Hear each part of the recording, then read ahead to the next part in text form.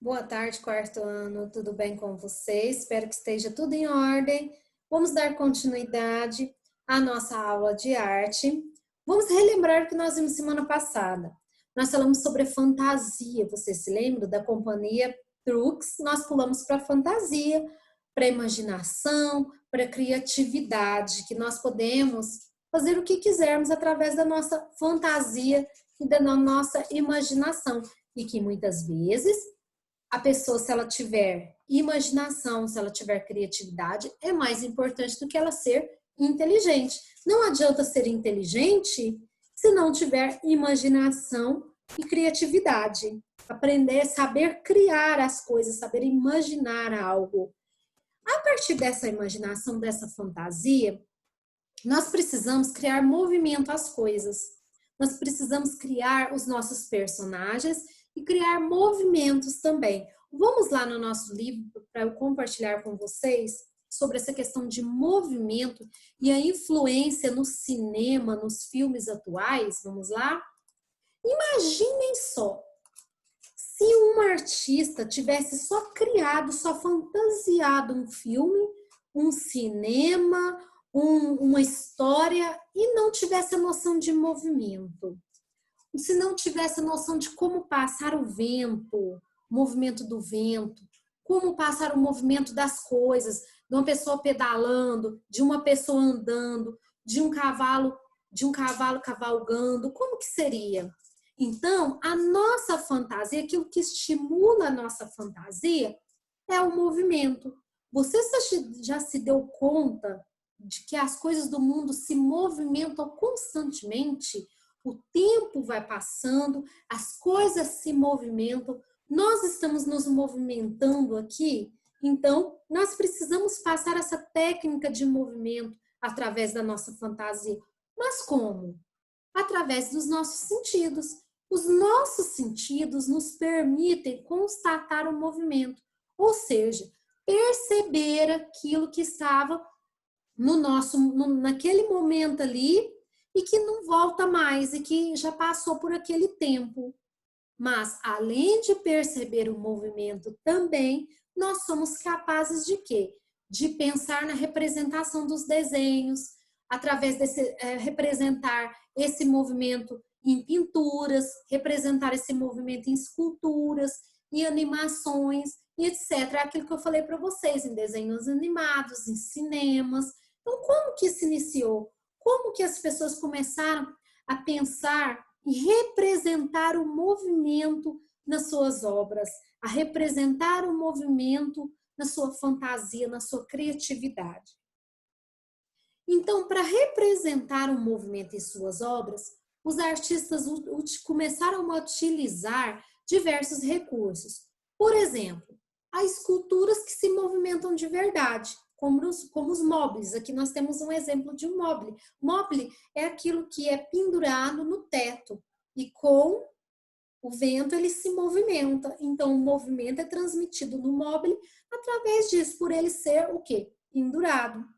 Um artista norte-americano, Alexander Calder, criou móveis cujas formas se mantinham em equilíbrio e elas eram movimentadas pelo vento. É aquilo que eu acabei de dizer por vocês. Então, o equilíbrio, o movimento, tem a ver com a ciência, com a física também. Então, o artista ele tem que ter um entendimento de ciência, ele tem que ter um entendimento de física também para estar fazendo os movimentos. As diversas obras de Leonardo da Vinci, por exemplo, elas retratam, elas passam para a gente os movimentos, as sombras, o tridimensional das pessoas. Então, ele teve que ter um conhecimento sobre movimento, sobre técnica artística real, do realismo, para estar passando isso através das suas obras. Os artistas visuais também, eles podem fazer desenhos e pinturas e linhas que se parecem com movimentos. Eles têm essa preocupação com os movimentos. Aqui nós temos uma obra de linhas que retratam os movimentos. Esse efeito pode ser considerado, por exemplo, como formas de ondas, de formas diagonais, linhas curvas. Então, a repetição de formas parecidas, em posições parecidas, mas ligeiramente pouquíssimas diferentes, também sugere um movimento. É o que nós focamos aqui, inclusive, na atividade para casa que eu passei para vocês fazerem, sobre a cronofotografia. Nome complicado, né? Mas não é tão difícil assim, não. Cronofotografia, que é a repetição desses movimentos ligeiramente diferentes. Por exemplo, se eu for fazer o movimento da minha mão aqui, e se eu quero fazer isso aqui, quantas vezes eu vou ter que fazer o meu desenho para chegar até lá? Olha só, eu faço aqui, faço mais outro desenho aqui, outra aqui e outra aqui. Se torna um movimento grande, um movimento, mas com repetições leves. É porque antigamente, gente, a câmera era diferente, as câmeras do cinema. As câmeras eram a partir de fotografias. Então, era tirada milhares de fotografias para cada filme, saiu um movimento. Cada segundo era 10 fotografias que deveria ser tirado para estar fazendo um movimento só, para estar registrando um movimento. A atividade que eu passo para vocês, gente, que eu passei para vocês, é isso. Eu quero que vocês retratem um movimento através dessa cronofotografia. Um movimento, por exemplo, de um cavalo andando, de um cavalo correndo. Para eu chegar no cavalo até o final da estrada, que movimentos que eu tenho que desenhar o cavalo? Eu tenho que desenhar levantando uma pata da frente, uma pata de trás, e vai e pula as 4 patas ao ar. Então, cada desenho é o retrato de um movimento. É isso que eu quero que vocês criem na cronofotografia de vocês. É a sequência dos movimentos, ok? Cada fotografia do filme cinematográfico mostra um momento de uma cena. Aqui, deixa eu dar o zoom aqui para ver se a gente enxerga melhor. Olha aqui. Aqui nós temos, ó, uma imagem. As diferenças são mínimas, gente, são as diferenças dos braços, as diferenças da posição das pessoas. Isso aí, gente, com a passagem rápida desses desenhos, aí o movimento se torna nosso olho.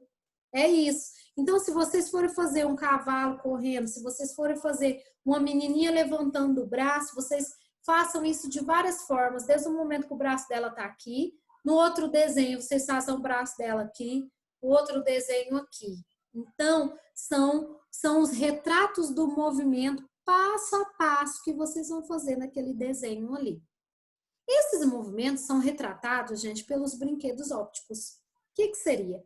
O taumatrópio, que é um círculo que vocês grudam o papel, um cordão do lado, de um lado desenho, façam um desenho do outro, o outro desenho. Se vocês puxarem ao mesmo tempo e rodarem esse círculo, dá a impressão que o passarinho está fora e dentro da gaiola, fora e dentro da gaiola. Então, é um recurso visual também rápido para estar se criando isso.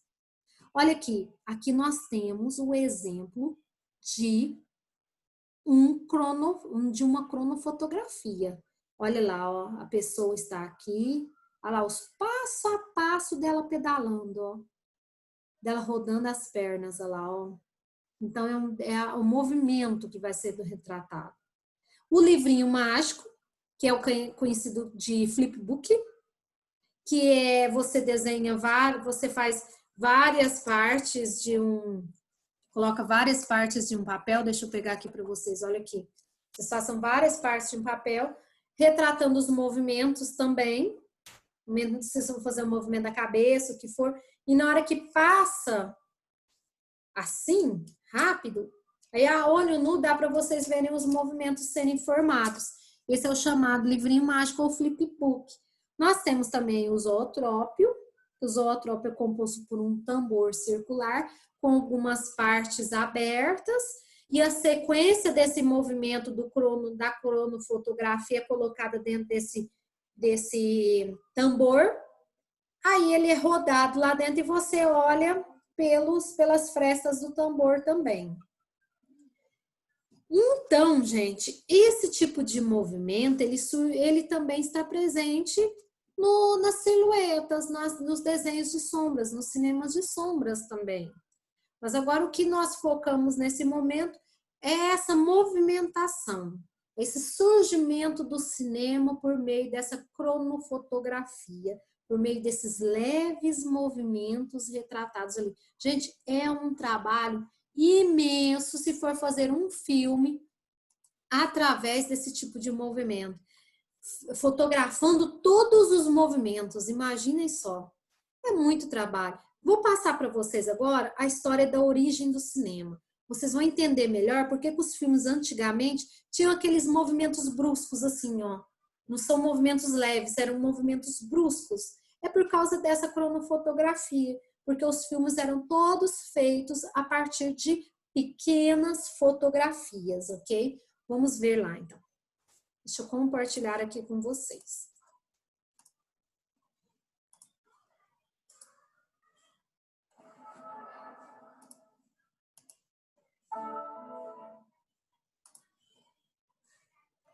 O cinema não é a primeira das invenções a produzir a ilusão de movimento com base no uso da luz.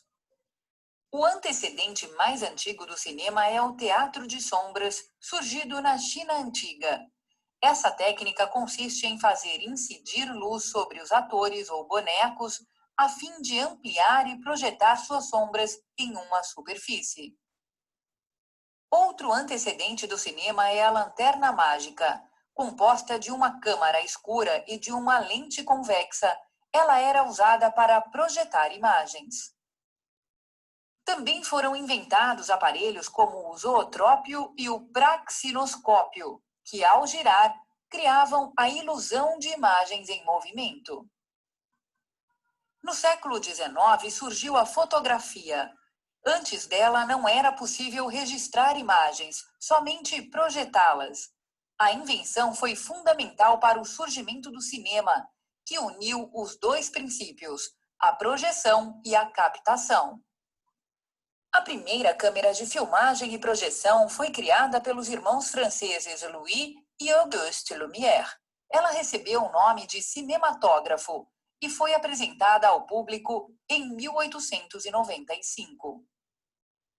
Por meio de uma lente fotográfica, o aparelho registrava em fotogramas uma série de movimentos desenvolvidos em curto espaço de tempo. Os fotogramas eram então projetados em uma tela, produzindo a ilusão de movimento. Os primeiros filmes apresentavam cenas reais captadas em ambientes externos ou cenas de ficção produzidas em estúdio.